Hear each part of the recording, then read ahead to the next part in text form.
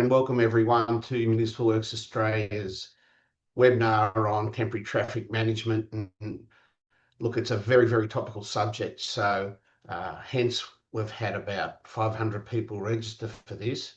But luckily we've got some excellent speakers that will help everyone sort of navigate changes and keep their staff safe with their temporary traffic management approaches. So today we've got Tuan Nguyen from Traffic Lead at Safe System Solutions. So he's an expert in the field, has 15 years experience specifically in this subject area.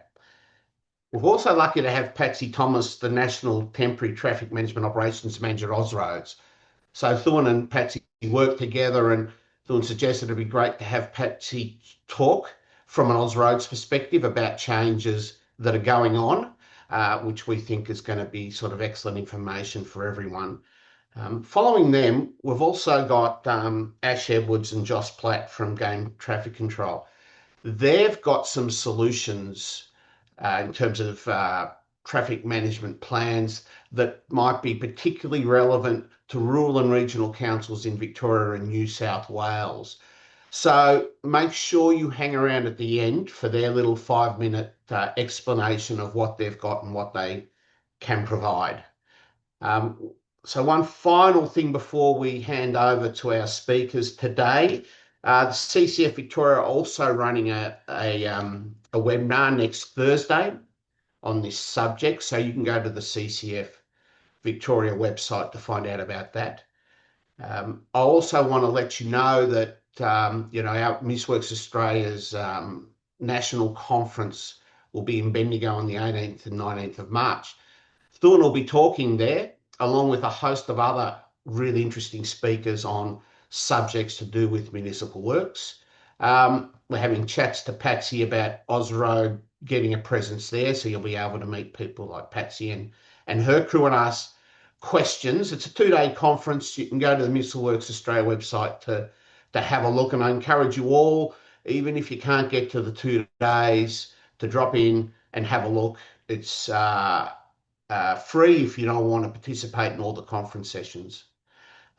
So I'll hand over to Thuan now for his presentation, and thank you all for tuning in, and I'll have a few words to say at the end. Thank you, Thuan.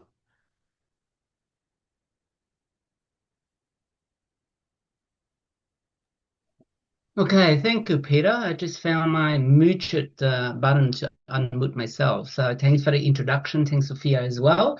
I have just shared my screen, so I just want to double check everyone can see my screen already. Sophia, Peter? Yep. Okay, great. Thanks. Well, we get straight into it. And as Peter has mentioned, I will be going through and showing a few slides about temporary traffic management. And I will also introduce you to Patsy in a minute from Ausroads so that she can tell us about the latest development in this area. And as Sophia has mentioned, if you have any question, pop them into the chat screen, and I will keep an eye on it together with the others, and we will try to answer as many of them as possible. It's great to see that we got a lot of people express interest in tuning into this topic, because it is an important topic. You can see that picture there, which was actually a real work site that we used to have, gone from those days, I guess. So now with a lot more people on the road, a lot of traffic, worksite traffic management is becoming more complex, more challenging to manage. You got different type of road users, additional conflict points, low compliance as well. Put our hands at our hearts. A lot of us may sometimes ignore the reduced speed limit, for example, which is not ideal. And throughout my work kind of experience, I found that traffic management is also often not being appreciated enough. In the last few years, I guess its importance has been highlighted at various levels, but there's still a lot of people kind of look at this as, kind of tick and flick exercise or something that they only worry about it in the last minute kind of thing, which is not ideal. So hopefully after this session, we learn a bit more about it, spread the word, and yeah, improve, make it a better workplace for everyone. Because if we didn't, unfortunately, as you probably can hear from the media, sometimes we have crashes occurred at the work site, which may even lead to fatality, which is very unfortunate.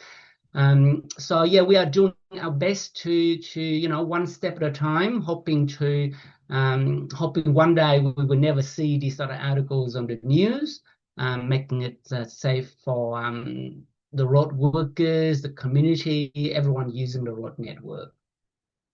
And at the national level, it has been recognized that it is an issue, it is a challenge. And in the last probably 7 or 8 years, I used to work for VicRoads, and I remember probably 8 years ago when all the state jurisdictions sat down together and said, look, let's try to do something about this. So a project was set up, and in the background, a lot of people has been working on it in the last many years with an objective to kind of improve safety and process related to temporary traffic management. And this is where I guess I get Patsy to say a few words about this topic. So Patsy is the National Temporary Traffic Management Operation Managers. She's been working very hard in the background to make changes in this space. And so now I hand over to Patsy. And yeah, look, as we have discussed, I can manage the slide for you. Just to tell me when to go next, Patsy. So yep, over to you. Thank you. And if you could go next, that would be wonderful. So good morning, everyone. And thank you to Tuan and to the Municipal Works Australia for the invite to present at today's meeting. As Tuan mentioned, I'm the Ausroads National Temporary Traffic Management Manager. And as part of my portfolio for harmonisation, I have the Ausroads Guide to Temporary Traffic Management, ATSA, and the National Temporary Traffic Management skill sets. So today what I will be doing is giving you an overview of that, but at any time you have my contact details, and we'll put contact details up as well. Please reach out. More than happy to talk to anyone and assist in anything that I'll be talking about today. We have an open door policy. So thank you, Tuan. If you'd like to go to the next slide, that would be great. So the first thing I just want to introduce is the Ausroads Guide to Temporary Traffic Management. So the Ausroads Guide was first published in 2019, and it was part of harmonisation. So until that time, there was no overview of how things should happen on the road, how things should be set out, etc., etc. So that's where the guide came in. What is happening in that space is when I came in, about 3 years ago, the guide hadn't really been reviewed. So we embarked on a review of the guide to make sure that it was relevant for today and had looked at changes that occurred along the way. We've been working very, very diligently on that over the last couple of years, where we've updated and published Part 8. So Part 8 now has the temporary traffic management categories and the national training framework. And we are currently working on the other parts and plan to have them revised, updated, and published by the end of this year. How does that process work? So we have Point 8, who are our AGDM consultants, and we have what we call the technical reference group, so temporary traffic management technical reference group. And what that technical reference group has is representatives from every state and territory and New Zealand and local government.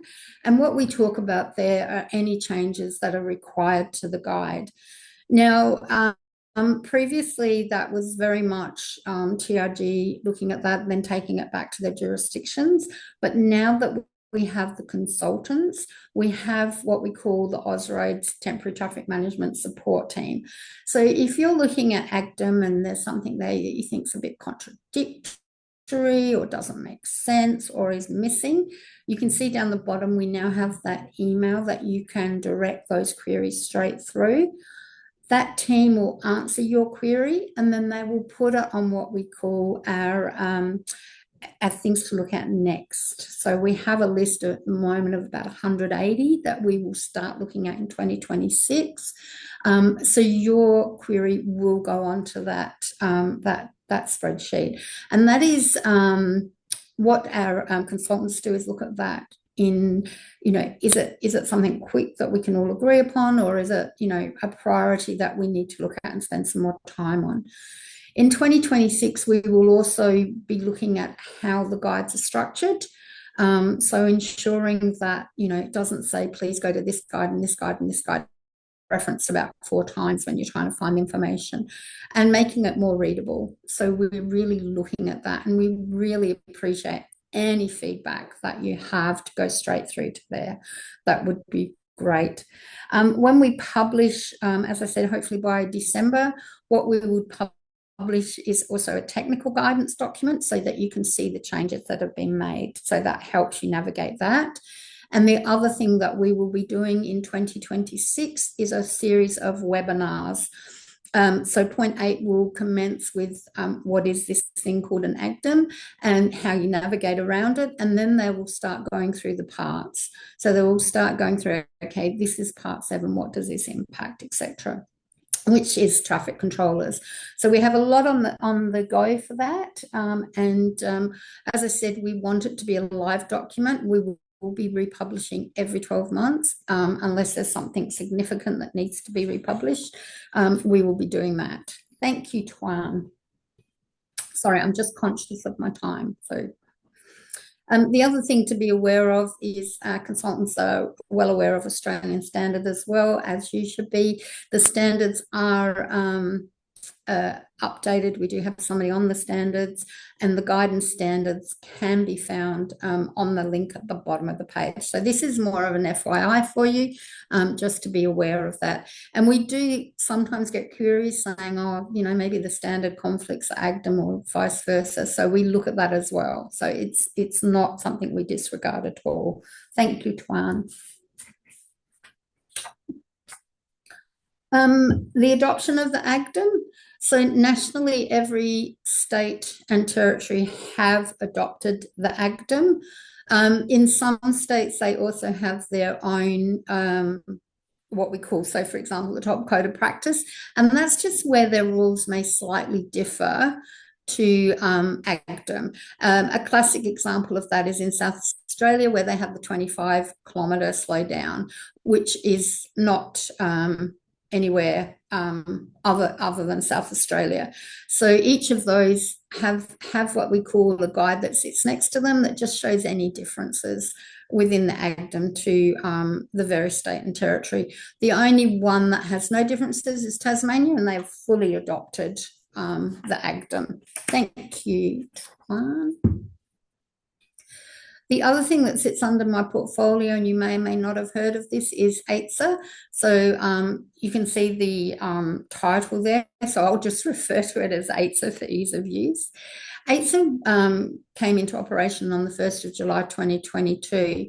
And the intent of AITSA is to enable people to come along that have innovative devices and solutions. So you might like seeing the Sentry Gate, which is the boom gate, portable traffic lights, etc., which have all been approved or recommended for use via AITSA. And the intent is to be able to remove workers from an unsafe environment and replace them with these innovative devices or solutions. We do have, as you can see on the right-hand side under the block, that you can go on to the AITSA and have a look at the AITSA scheme, and you can also have a look at recommended for use. Now, the reason that it's recommended for use is that we leave the final approval on a traffic management plan or a TGS to the jurisdictions, because somebody might want to use one of these devices in an unsafe area. So even though they can be used in the states and territories. The final decision comes down to the department. So what it's done is it's enabled a one-stop shop where sponsors come to the AITSA panel. The AITSA panel, again, has representatives nationally and has an independent chair who is Peter Duncan, and they go through and they have a look at the sponsors, what their innovative device or solution is. We will do field testing, we will do technical testing. It will go to point A as our consultants to have a look at if it's in line with standards, etc. So all of that happens underneath. If it passes, it's then, as I said, recommended for use, and you can go onto the website and have a look what devices have been recommended for use. Thank you, Tuan. So the next one is the National Temporary Traffic Management Skill Sets and Training Programs, which has probably had the most discussion in the last 18 months. The whole harmonisation, which includes AGDM, AITSA and the skill sets, was brought about, as Tuan mentioned, in 2015, the Ausroads Board, which has representatives from the Commonwealth, local government, all the CEs of the departments, basically said enough's enough. We're having too many near hits and we're having too many deaths on our temporary traffic management sites. So we need to do something to make it safer. What was happening, so my background is training, and I also used to work for the Department of Infrastructure and Transport in South Australia, and I was part of the initial project team nationally when this was introduced. And what we found, and even through implementation, what we found is, people were doing anything from 2 hours to 2 days training, and off they went and worked as any role on any category of road.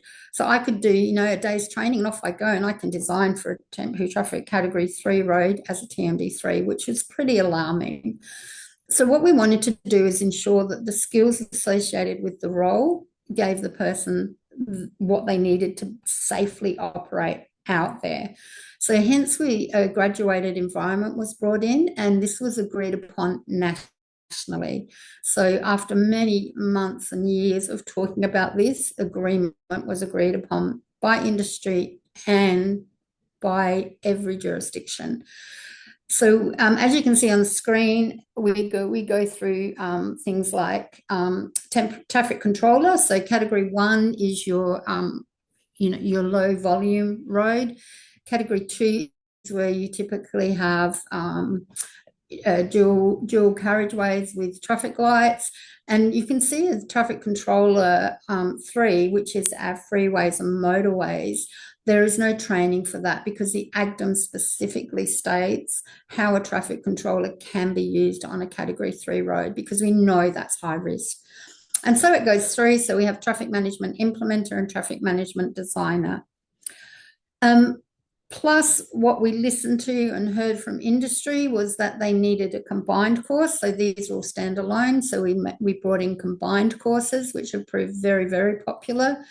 And then we brought in what we called short-term low impact. So that's when you're doing anything with Part 5 of AGDM, where you're looking at anything that's very short-term on our network. And we also brought in utilities. Now, utilities obviously has a lot of short-term low impact, but we also needed to bring in there things like, this is what an emergency situation is. This is the legislation, and this is what you can and cannot do under emergency works. So we've listened to and we've brought in different packages as well. We are looking now, the Ausroads Board has asked us to look at event management and volunteers. So that'll be the next projects off the rank. Thank you, Tuan. Patsy, we've got a question, which is, and your last slide was very relevant to that question. Yeah, sure. So, and this is the question I get a lot from people working in municipal works and local government. Sure. So they're asking what's actually required for our local traffic control workers. Sure. And they're saying that there's no, absolutely. out there, and yes. No, get it all the time, Peter. Thank you. So in the implementing states, at this stage, South Australia, Victoria, Tasmania, Northern Territory have implemented this framework. What we do with the councils, and we sit down with the councils and we say to them, what are the roles? So what are the job roles that your council workers do? And that then allows us to go through and do a training needs analysis and go, okay, in this instance, short-term low impact will sort your workers. However, in this instance, you may need traffic controller 1. So an example that I use is we had one council who used to put about 240 people through what I call the old training. When we sat down with them and did a training needs analysis, there was only 40 that really needed TC1, TMI1, and the rest of them short-term low impact met their needs. So it's reaching out to us. We'll have a chat with you. We'll give you some approved training providers you can work with, and they'll sit down and work that out with you. So please don't try and navigate it by yourself. We're here to help you and navigate that through. Thanks, Patsy. And so for all the audience out there, we'll be providing details of these, of how you actually reach out to Austroads and Patsy's team in the email that will come out following this webinar. Excellent. Thanks, Peter. And I hope that's answered the question. Just then, training providers. So those, as I just said, that have implemented the National Temporary Traffic Management Skill Sets and the other programs can be found. So you can find an approved training provider via that link.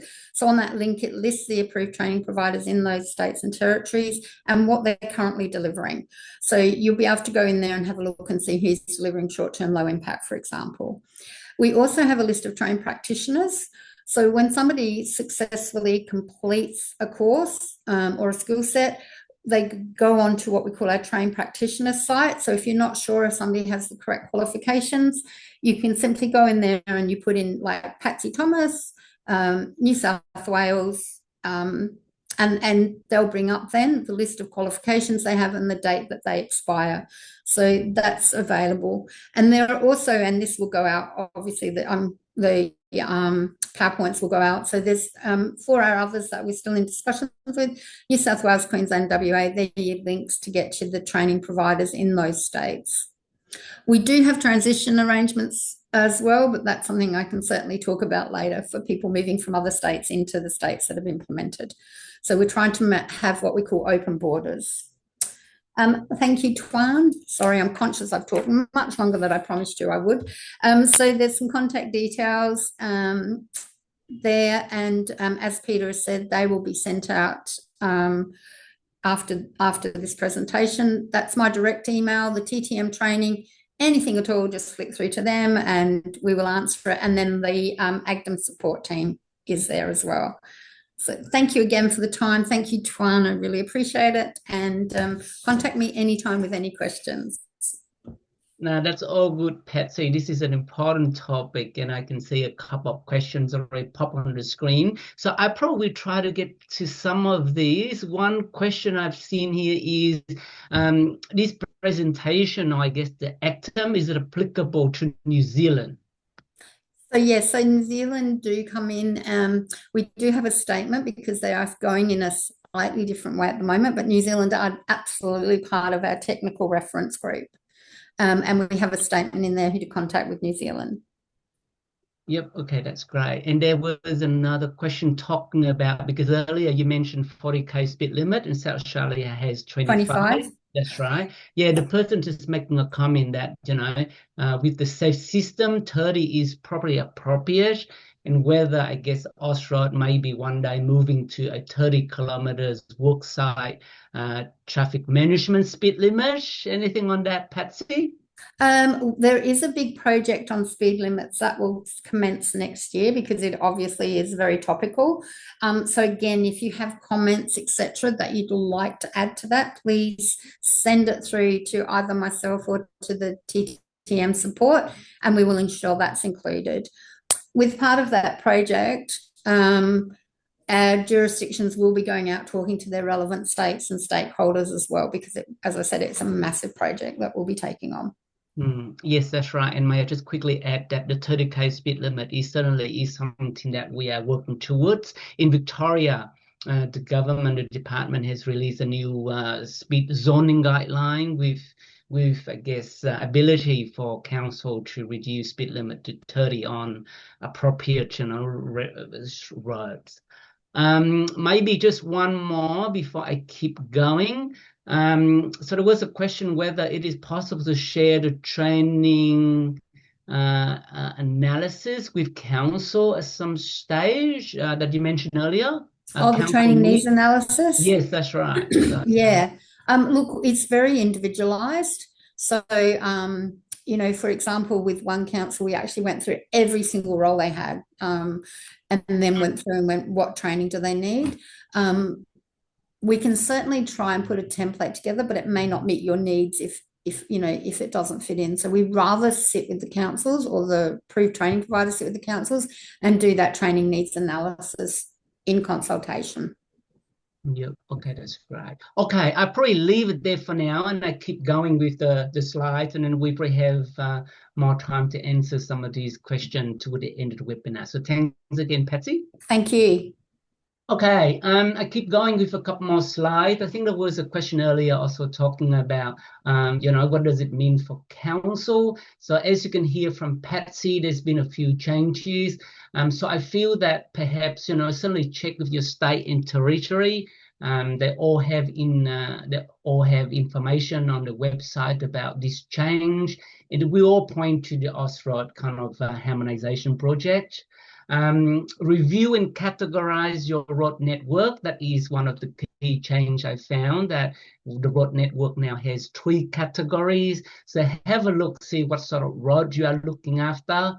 And then, yeah, Patsy mentioned earlier that have a look at your existing temporary traffic management staff and crew, see where they fit in with this sort of new categorization of road network, and then have a look at the training requirements.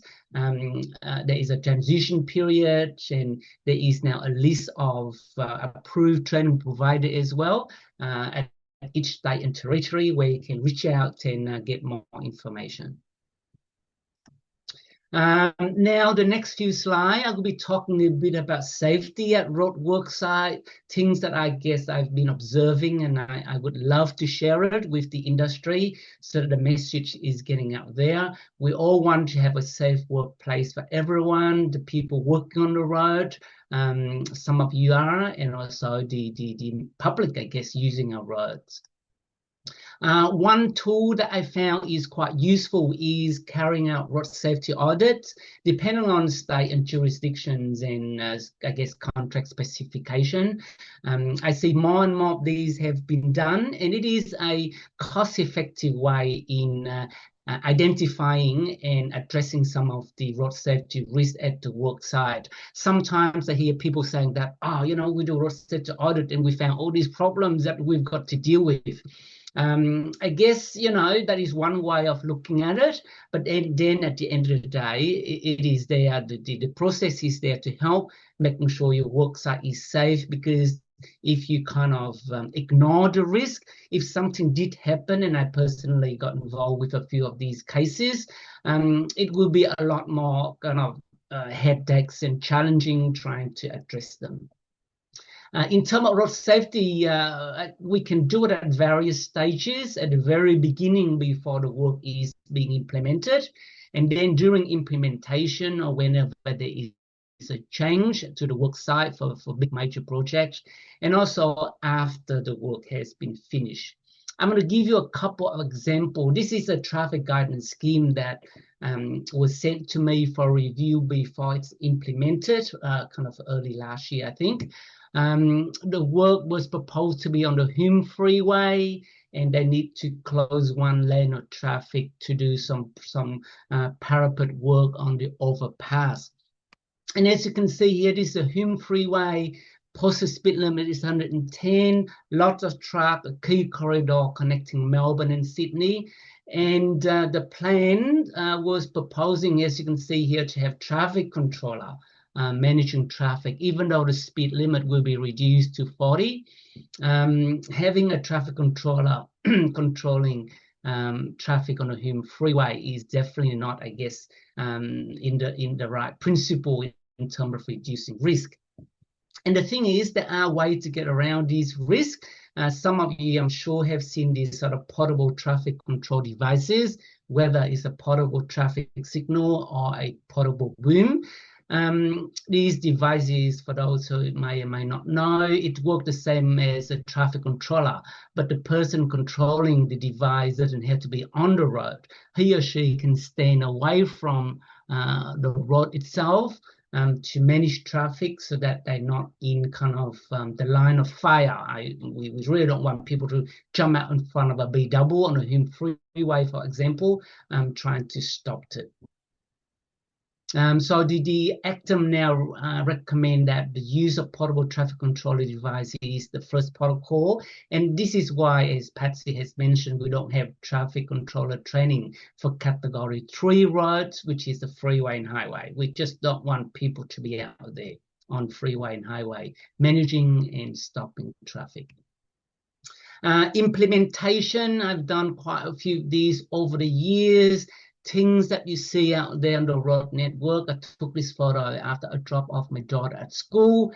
I kind of stopped and kind of scratching my head, trying to work out which way I should go. Some other things that I picked up. This photo here, you see the 40, 60, and actually just behind it, the small little sign at the back is actually a 70 as well. So again, these are the issues that we picked up. If you were to have someone independent, have a look at the work site to eliminate this sort of risk. And certainly the last photo there, the person who's living in the house at end of the road, he probably doesn't really realize that people can drive up to 100 kilometers an hour. Not an ideal situation. With implementation audits, what I've picked up recently is also the queue, kind of queue issue at work sites, specifically, I guess, in urban areas where you got a lot of traffic, the queue can quickly be built up. And this is potentially where, in particular, heavy vehicles, for example, they may require a lot longer distance to slow down and stop. And if they missed it, as you can see it on the screen, there were incidents where the result was quite serious and catastrophic when you have this sort of incident occurring on the road network. We definitely don't want these things to happen. The best way to manage it, and the Oxford Guide to Temporary Traffic Management does talk about some of the tools or ways to manage it. I was involved in a project on the Hume Freeway at Craigieburn where during peak hours there can be queuing onto the freeway. The project team deploy CCTV cameras during peak hours. They have people monitoring the traffic in real time. And if the queues start building up, there's all these kind of variable message signs that can be switch on and reduce the speed limit so that people can slow down. The variable message sign can also display message warning motorists of the queue ahead to reduce the risk. So there are tools out there that can be used. Traffic signal change to the changes to the traffic signal. Traffic trimming can also be done to alleviate queuing and potential rear-end crashes. Another thing that I very quickly touch on is truck-mounted attenuators. They're being used, I guess, more on our road network. They are very effective, in my opinion. The picture on the left was one of the sites that I audited where the contractor was doing weed spraying, and there was a TMA truck-mounted vehicle behind it to protect the worker. And it was an 80k 70, 80k speed limit road, I think it might be 80, to give the worker, a lot more safe working space. So again, something that people talk to me that, cost is a consideration, and it is. However, in terms of the risk and, a consequence of something happen, I think it is a tool that worth investing in. Certainly crashes occur at roadwork site. I will into TMAs. I'm going to play a quick 2-minute video to show some of these incidents. This is on the Western Highway, actually, a couple of years ago, where the maintenance crew were inspecting the wire rope safety barriers.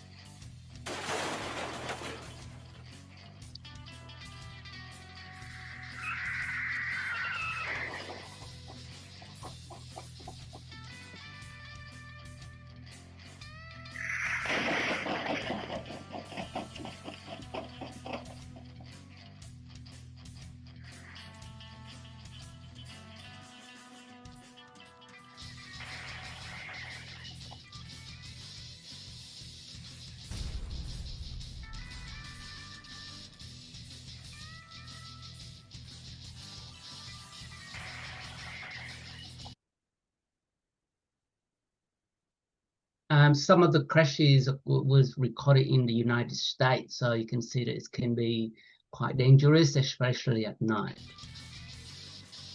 Also, the video accidentally paused. I think a few more seconds. That was a pretty bad one.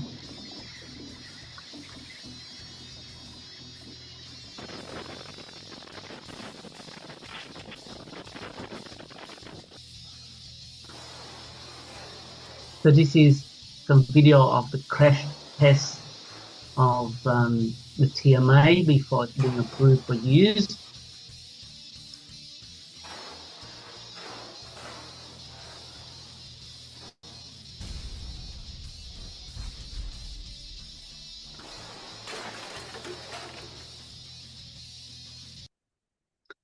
I was glancing at some of the questions, so the slide will be available. Yes, we certainly will be sharing these slides. And Caden was asking whether it's on the same Strickland Highway. No, fortunately not, but they do happen. Truck mount attenuator, the Off-Road Guide to Temporary Traffic Management Part 4 does mention about it. One question I often get is how many TMA is enough? I guess depending on the situation and what you are doing. I was looking at this work site. We're doing a lot of weed mowing and grass cutting on a high-speed regional road, 100 kilometers an hour. And they started off with 1 TMA protecting the working vehicle.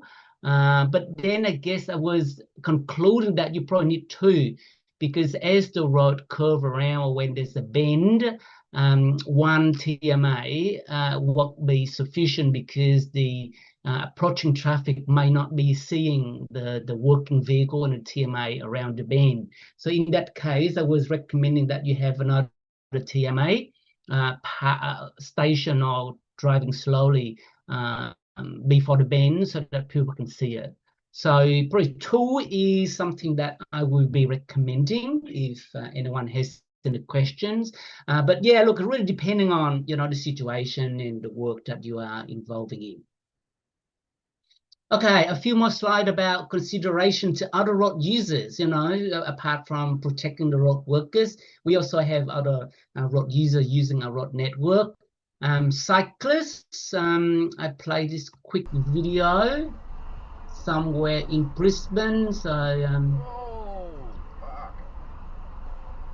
little things that sometimes we forget to watch out for.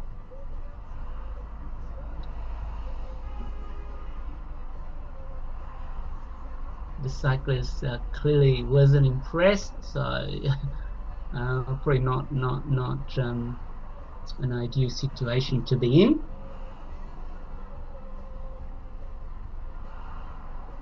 And off he goes. So yeah, little kind of consideration to other road user will be good. Certainly don't do things that, as you can see there on the right hand side of the screen. I'm not sure why the contractor didn't put that VMS on the nature strip. Just very quickly, this was last year part of our major road project, and And for those with a keen eye, you can see that the risk is that this new column was put in as part of the project, and the traffic signal sequence hasn't been changed. That means when traffic having a green light to go ahead, the cyclists off-road path also have a green light there, you can see. And unfortunately, a truck was turning left, not seeing the cyclist, and it was killed. So these sort of things I found that with a road safety audit may be picked up that can identify and make recommendations to reduce the risk. Pedestrians, sometimes we forget about them. There are, I guess, option to provide facility for them to safely walk past the work site. This was a site I looked at last year where these pedestrians actually kind of being forced to walk on the road, and it's an 80k road over here.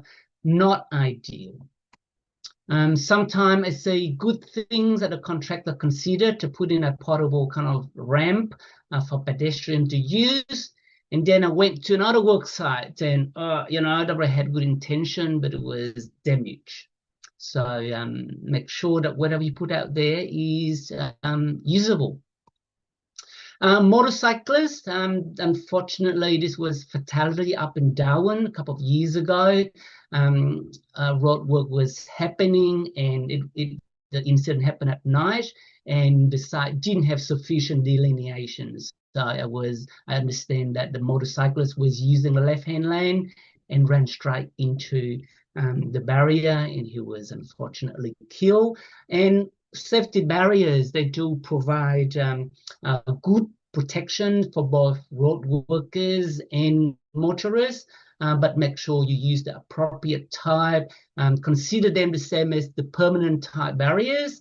Follow installation instruction, consider night condition, making sure it can be seen, signing, delineation, or those sort of things.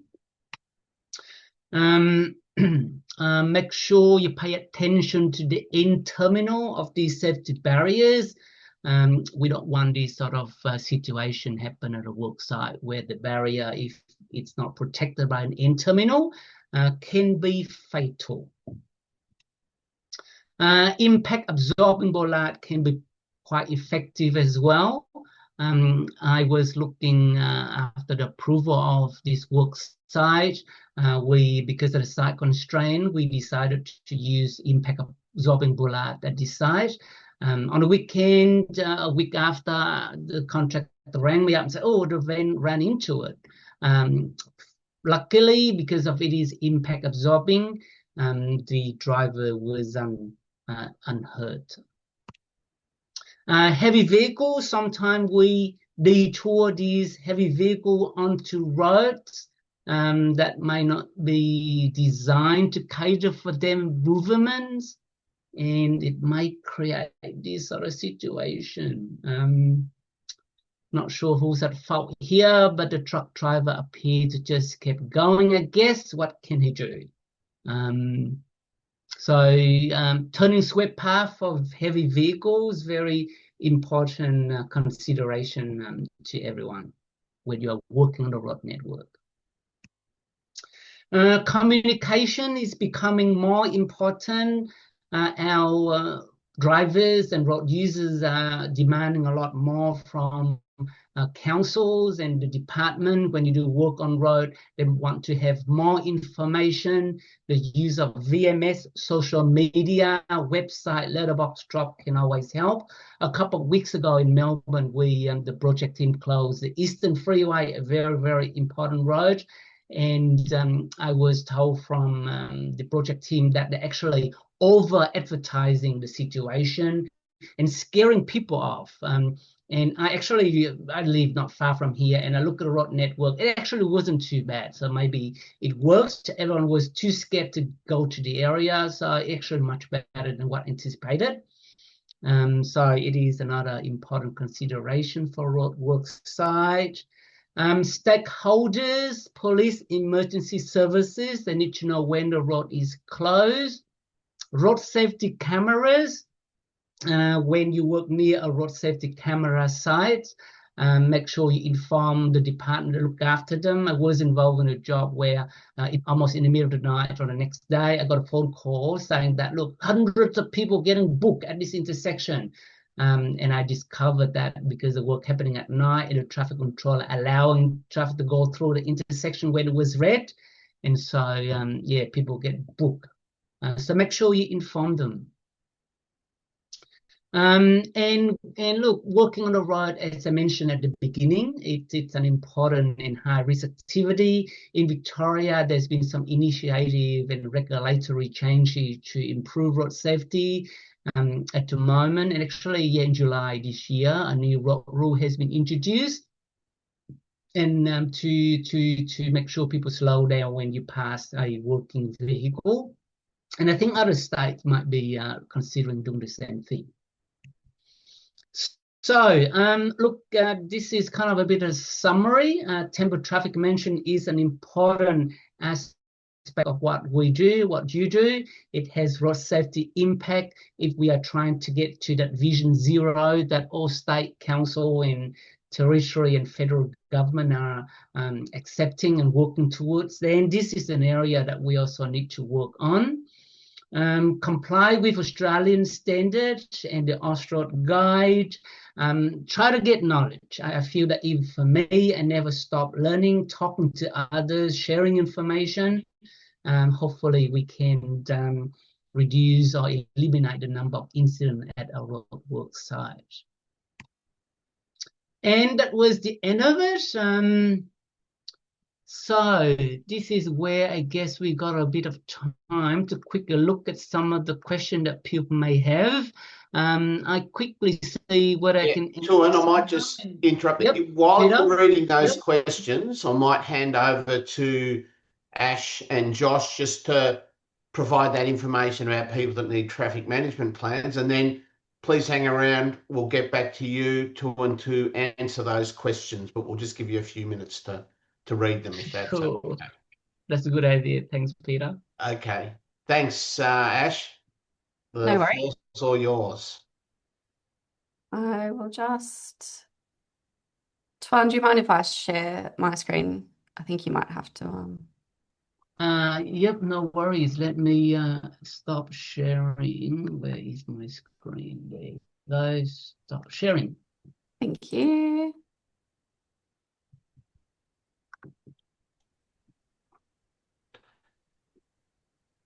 There we go. You're good to go, Ash. Good to go? Perfect. Yeah. Yeah, thank you everyone for joining us, and thank you to Peter and the Municipal Works team for giving us the chance to introduce you all to GAME. We're here to discuss our streamlined process to generating a comprehensive suite of traffic guidance schemes and traffic management plans that meet your compliance obligations. My name's Ash. I'm the Operations Manager for the Western region. I'm also joined by my colleague Josh from the East. And as with Tuan and Patsy's session, if you do have any questions throughout the presentation, just pop them in that Q&A section. To give you a quick overview, GAME's an accredited traffic management company with depots in Wodonga, Wangaratta, Echuca, Bendigo and Ballarat. We service the greater regional Victorian and southern New South Wales area. If you are joining us from outside of this area, unfortunately, we are not going to be the best option to assist you with your traffic management needs. And also, just in addition to providing traffic management services, we are also a certified social enterprise. Our youth employment program, Geared for Careers, is funded by GAME's commercial activities. Geared supports local youth to remain in school and to transition to employment, further education, or both as they exit. We have a presence in 22 secondary schools across regional Victoria, and we currently support over 1,900 youth across the state and have supported over 5,000 youth since the program commenced. From a traffic management perspective, we have a fleet of equipment available to hire, including VMS boards, portable traffic lights, signage, and temporary fencing. We hold both VicRoads and Transport for New South Wales accreditation and currently employ over 200 field staff with ranging qualifications, including electrical spotters and TMA operators. We have an in-house team of traffic management designers who can assist with the relevant plans and permits you require for your operations. We have created a streamlined 3-step process to take the guesswork out of compiling a comprehensive package of TGSs for council's operation activities. Generic TGSs can be used for some of the common activities completed by council workers, including grading, slashing, asphalting, tree works, inspections, and potholing. Our generics is designed to suit multiple speed limit and intersection configurations, and they also give consideration to vulnerable road users. In terms of our process, the first step would be to set up a consultation meeting between your relevant region team and any of your key contacts who have works that interact with the road. We'll have a discussion about the work being carried out by your teams, as well as any key features of the road network in your municipality, similar to what Patsy mentioned with the training needs analysis. But in these terms, it's for the actual implementation of your traffic management. We'll also discuss any previous TMPs you may have had in place, and all of this information will provide us with some guidance around which TGSs you'll require. From there, we will get you to complete some paperwork with assistance from us, and then our final step would be presenting you with your chosen generics as per our discussions. You'll then be able to review these internally and confirm that these cover the scope of your works.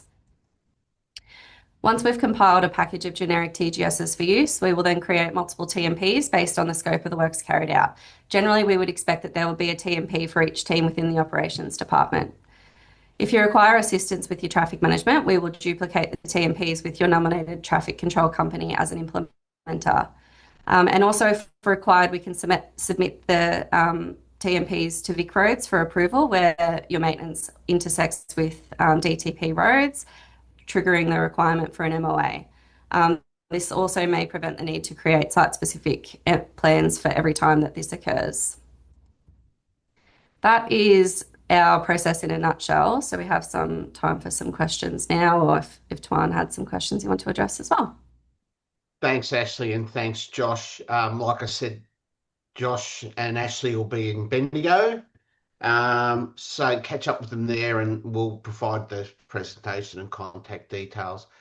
We're running short of time, Ashley, so we might just throw to Tuan to answer any questions he can. The questions that aren't answered will be answered on a question and answer sheet that will provide everyone that's tuned into the webinar.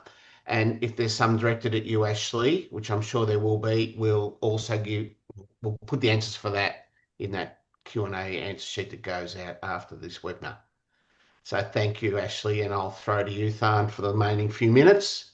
Sure, no, thanks for that. And this question may be relating to you, Ashley, because there was a question, if I understand it correctly, whether there's any company available in South Australia which can provide some similar consulting services, Gage. So maybe there's an opportunity to expand your business there, Ash, if you haven't got a office there. Not at the moment, no. And I'm not aware of any South Australian-based companies, unfortunately, to help with that question. That's right. Yeah, and I think there's a few companies there too. Browsing through the questions, and yeah, thanks very much for putting them in. And as Peter has mentioned, we will answer them, all of them, if we can't do it now. But I'll probably pick out a few, one that I think can quickly be answered. So there was a question about bike lanes. A lot of the time, the traffic control, the traffic management companies close it, and whether there's a guidance on it. Look, my question is you certainly can close the bike lane. However, think about where the cyclist should go. My experience is that give them advance notification if the path is going to be closed ahead, so that they can, decide turn off to, a parallel road or use an alternative route. If there's no other options, don't just kind of merge them with traffic and say, kind of good luck. It's probably not ideal, and also depending on the volume of cyclists as well. But there are ways to do it. You can close the bike path, as I said, but make sure you have put in some consideration for them. Another one was about pedestrian using the crossover. I think it is okay, again, depending on the side, the pedestrian volumes and other risk and consideration, it can be done. So you don't necessarily provide DDA compliant plan at every location. And maybe one more question, it was relating to short-term, low-impact work. It's yeah, look, there's a few questions about that, and it's again depend on the road type, the traffic volumes, pedestrian volumes, and other considerations. However, I think Pat just turned on her screen because she might jumped in to elaborate on, I think, a piece of work looking at short-term low impact as well. Is that right, Patsy? So thanks, Tuan. Yes, look, what we will do, and I simply, sorry, don't have time to answer that. And I notice there's a few on short-term low impact around training and what the requirements are. So once I get those answers from Peter, I will certainly put in a response that will answer all of those questions grouped together. And it's quite a simple response, but it'll give you the detail that you require. But again, if you need to reach out to me individually, please feel free to do so. So thank you. Well, just on that, we're at 11 and everyone has other work to do. I'd like to thank everyone for tuning in. I hope you found this as informative as I found it. Thank Tuan, Patsy and Ashley for their presentations and for participating in this. It's fantastic. Keep an eye out for our webinar series. We hope to run these. I think Ken's going to do one in 6 weeks' time. We're looking at road maintenance and a whole lot of other areas that are relevant to municipal works. And yeah, look, if you can, we'll see you in Bendigo. So we'll wind it up there. Thanks, everyone. We'll close the webinar now. And like I say, go to the Municipal Works Australia website to see our other events, programs and webinars that are coming up. Thank you, everyone. Thanks, everyone, as well.